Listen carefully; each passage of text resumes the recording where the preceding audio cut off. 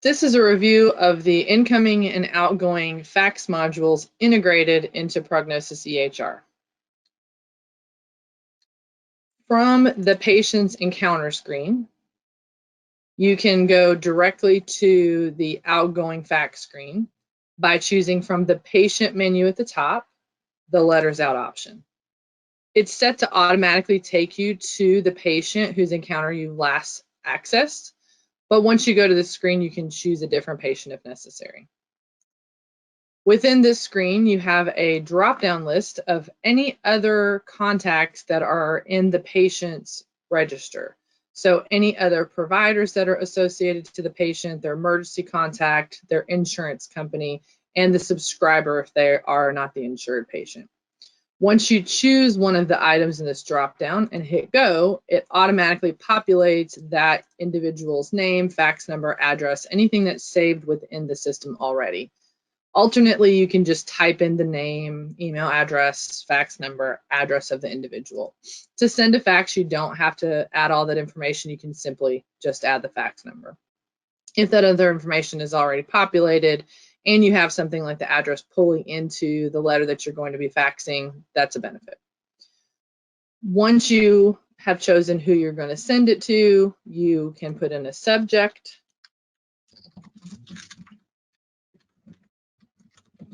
You can decide if you want the automatic fax cover sheet to be added or if you would like to add an alternate fax cover sheet.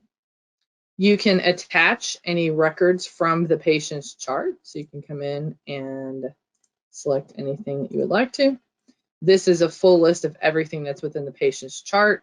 One really nice feature is that you can filter this by anything with a specific diagnosis code, or also filter this by date range. So if you have an insurance company that's looking for the patient's records for an entire year, when you include the date range there, it now filters for all of the items in the last 12 months. You can check this top box, hit OK, and it will add all of those items to the patient's fax. You can also switch the page order here. You can type any information into the body of the letter that you would like to, or you can have some canned letters that are already set up within the system listed here, and you can choose those particular letters. A few things that are utilized very often in this section are referral tracking information. You can also do things like generating a return to work or return to school letter. And then obviously you have consult letters and letters to the referring provider who sent you patients. You can actually have some of the patient's record pull into that letter or have it more of a canned letter and attach the patient's records. Once you have everything set the way that you would like to send within the fax, you just hit the save button and then hit the fax button.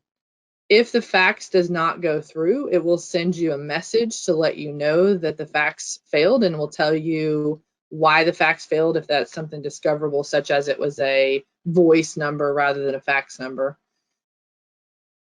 Once this information is saved and sent, you also will have this letter out section of the document list that will show you exactly what was sent that day, so that you also have a record of the information in the patient's document list. So this is the document list, and you can see the letters out that I generated today right there. So if I double click on that, it takes me directly back into that letters out screen where I can then refax if necessary. I can print this information. I can see exactly what was sent.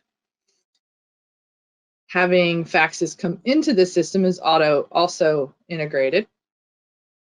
You can see the faxes that are being sent to the system by going under the messages option at the top and choosing the attach center.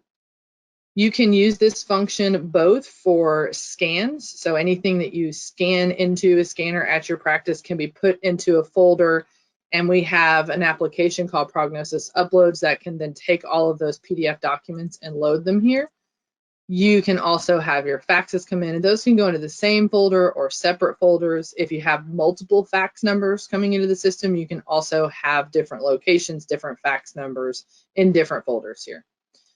So once those faxes are scanned into the system or dumped in automatically from your fax number, you will see those in a list here on the left-hand side. So you can open up the fax, you can read the patient's name that that fax needs to go to, choose the patient right here, choose the type of document that you're attaching. So this is the way your document list is organized, and so you can decide how you want that to be filed within their document list. If it is something that had an order number, you'd have a searchable list of order numbers here.